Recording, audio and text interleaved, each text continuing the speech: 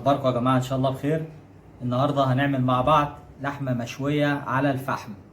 هنجيب من عند الجزار شرايح لحمه، هنقول له بقى سواء من وش فخده او عرق فليتو، يعني دي انسب حاجه للحمه المشويه. هنقول له قطعها لنا كده زي الاسكالوب بالظبط، وهنشويها على الفحم. دلوقتي هنبدا مع بعض بالمقادير. معانا بصلتين، معانا نص كيلو لحمه حمرا زي ما قلت لكم، سواء عرق فليتو او وش فخده المناسب لكم.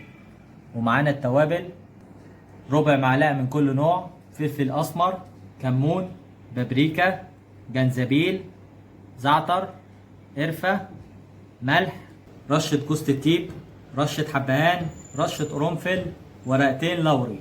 نبدا اول حاجه نضرب البصل في الخلاط.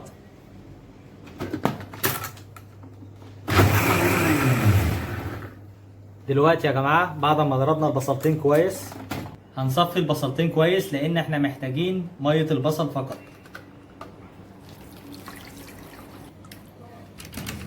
دلوقتي بعد ما خدنا ميه البصل يا جماعه، هنضيف عليها التوابل بتاعتنا كلها.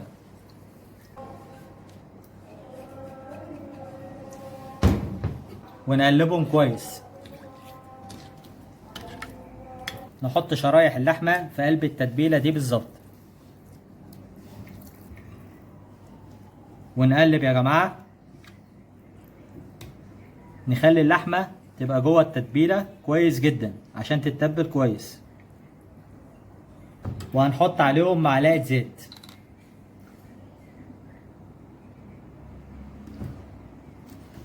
دلوقتي يا جماعه بعد ما قلبنا اللحمه المشويه كويس، هنسيبها تتبل في التلاجة حوالي ساعتين. ودلوقتي يا جماعه جينا عند الفحم وهنعمل مع بعض اللحمه المشويه. هنجيب الشبكه بتاعتنا،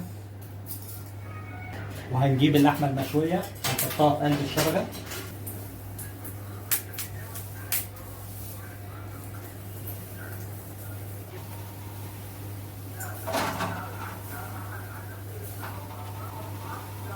كده يا جماعه حطينا اللحمه كلها في قلب الشبكه. هنقفل الشبكه كويس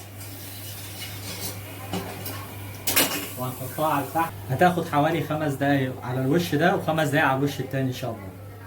دلوقتي هنقلب مع بعض اللحمه على الوش التاني يا جماعه.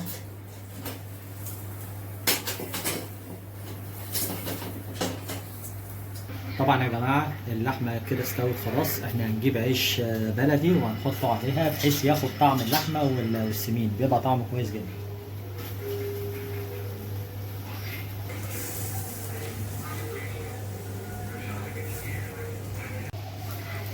كده يا جماعه اللحمه المشويه معانا والعيش بقوا 100 100.